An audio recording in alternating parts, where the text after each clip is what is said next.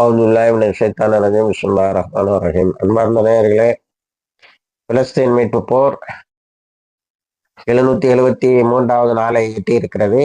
இந்த 772, 73வது நாட்களில் என்ன நடந்தது என்பதை வைகிற விஷன் சேனலில் இடம்பெற செய்திருக்கிறோம்.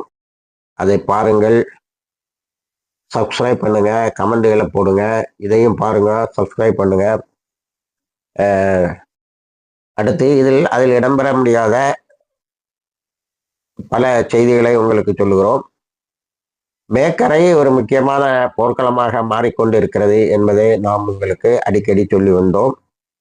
இப்பொழுது சாரா அல் குத்ஸ் முழுமையாக ஒரு யுத்தத்தை தொடங்கிவிட்டார்கள். அவர்களுடைய பெய்த் உமர் கம்பெனி நேற்று பெத்லஹேமுக்கு வந்த இஸ்ரேலிய இராணுவத்தை அடித்து துவைத்து அனுப்பியிருக்கிறார்கள். அதே போல ரமலாவிலும் ஒரு பெரிய சம்பவம். அடுத்தது ஒரு கார் ராமிங், அதாவது இஸ்ரேலிய இராணுவத்தினர் நின்று கொண்டிருந்த இடத்தின் மீது ஒருவர் காரை கொண்டு மோதி இஸ்ரேலிய இராணுவத்தினர் ரெண்டு பேர் அங்கே இறந்திருக்கிறார்கள். மீதி ஓடியவர்கள் இவர்களுடைய கைகளில் இருந்த துப்பாக்கியால் சுட்டிருக்கிறார்கள். 15 பேர் காயம்பட்டு இருக்கிறார்கள். ஆனால் இதனிடையே அந்த காரை ஓட்டி வந்த 2 பேரும் ஷஹீதாக்கப்பட்டிருக்கிறார்கள். ஆக இந்த குஷ் எருசோன் என்ற இடத்தில் நடந்த இந்த சம்பவம் ஒரு பெரிய எதிர்ப்பு அங்கே காத்திருக்கிறது என்பதை காட்டுகிறது. அல் குஸ் பிரிகேட்ஸும் அங்கு ஒரு பெரிய தாக்குதலை நடத்தி இருக்கிறார்கள். அந்த தாக்குதலில் இஸ்ரேல இராணுவம் ஓடி இருக்கிறது. அப்போ இப்போ இஸ்ரேலுடைய ஊடகங்கள் சேனல் 12 உட்பட பல ஊடகங்களும் என்ன சொல்லுகின்றன என்று சொன்னால், மேக்கரையை சும்மா இருந்த மேக்கரையை கொளுத்தி விட்டுட்டான் நெத்தன்யாஹூ. இப்போ இராணுவத்தை கொண்டு இராணுவத்தை கொண்டு காசாவிலும் முடியல, மேக்கரையிலும் முடியவில்லை என்ற நிலைக்கு வந்து விட்டது.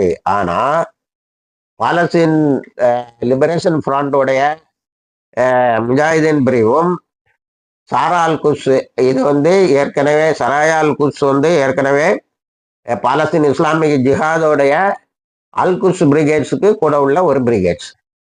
இவங்களும் முழு அளவில் யுத்தத்தை தொடங்கி விட்டார்கள். ஆக ஹமாஸோடைய ஹலீல் அல் ஹயா இங்க நெகோசியேஷன்ஸ்ல இருக்காரு. ஆனா அவருக்கு இணையான ஜபர்தீன் இங்க மேக்கரையில் போருக்கான பொறுப்பை ஏற்றுக்கொண்டு இருக்கிறார். அப்போ மேக்கரையிலும் ஒரு பெரிய யுத்தம் நடக்கிறது. இஸ்ரேலுக்கு இப்ப என்னன்னா, நம்ம மிக முக்கியமாக கவனிக்க வேண்டியது, இஸ்ரேலு கடைசியில் போர் நிறுத்தத்துக்கு ஒத்துக்கொண்டது ஒன்று, கொஞ்சமாக காசாவினுடைய ஒரு பகுதி தன்னுடைய கண்ட்ரோல்ல எல்லோ லைனுங்கிற பேர்ல வருதுங்கிறது ஒன்று.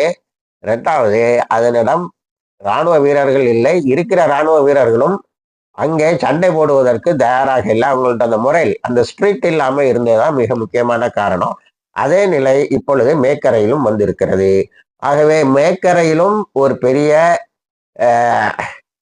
தோல்வி காத்திருக்கிறது என்பதுதான் எல்லா நோக்கர்களுடைய பிரிவு. அடுத்தால இப்போ பாலஸ்தீனத்துக்கு கொண்டு வந்திருக்க தீர்மானம் 2803 ஐக்கிய நாடுகள் சபையினுடைய தீர்மானம்.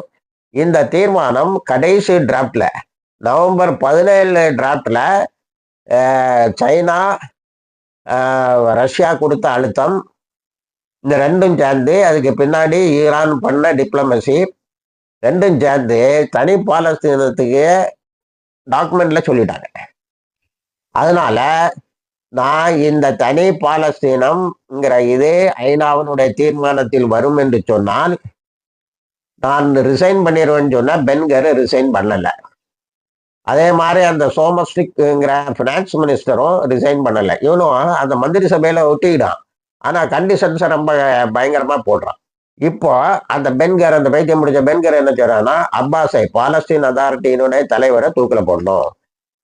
ஏன்னா அல்டிமேட்டா அதை காசாவையும் சரி வெஸ்ட் பேங்கையும் சரி